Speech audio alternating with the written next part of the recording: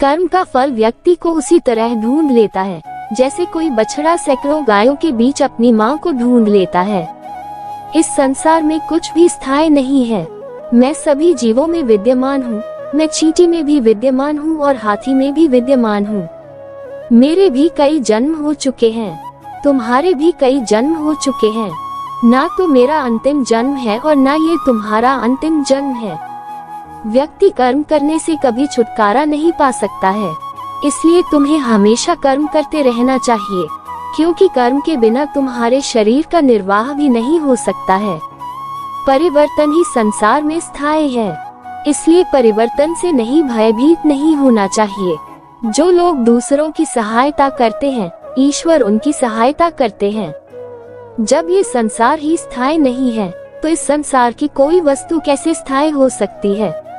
आत्मा शरीर को वैसे ही छोड़ देती है जैसे मनुष्य पुराने कपड़ों को उतार कर नए कपड़े धारण कर लेता है। मन शरीर का हिस्सा है। सुख दुख का एहसास करना आत्मा का नहीं शरीर का काम है। मान अपमान, लाभ हानि, गम और खुशी सब मन का खेल है। दुख इस बात का संकेत है कि आप संघर्ष में हैं। कल कभी भी नहीं आता, हमेशा आज ही रहता है। रचनात्मकता अस्तित्व में सबसे बड़ा विद्रोह है। मनुष्य का हमेशा डर के जरिए ही शोषण किया जाता है। जहाँ डर खत्म हो जाता है, वहाँ जीवन शुरू हो जाता है। एक आदमी जो 100% समझदार है तो वह मर चुका है। आप वही बन जाते हैं जो आप अपने बारे में सोचते रहते हैं।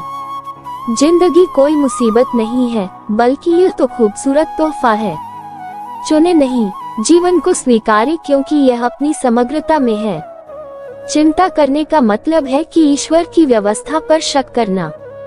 वास्तविक रहे और एक बड़ा चमत्कार करने का प्रयास करें। अहंकार करने पर इंसान की प्रतिष्ठा, वंश, वैभव तीनों ही समाप्त हो जाते हैं। जीवन में कभी भी किसी से अपनी तुलना मत कीजिए, आप जैसे हैं सर्वश्रेष्ठ हैं। बुरे कर्म करने नहीं पड़ते हो जाते हैं और अच्छे कर्म होते नहीं करने पड़ते हैं।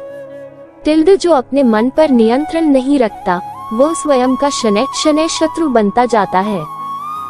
बुद्धिमान व्यक्ति को समाज कल्याण के लिए बिना आसक्ति के काम करना चाहिए। स्वार्थ संसार का एक ऐसा कुआं है जिसमें गिरकर निकल पाना बड़ा कठिन होता है।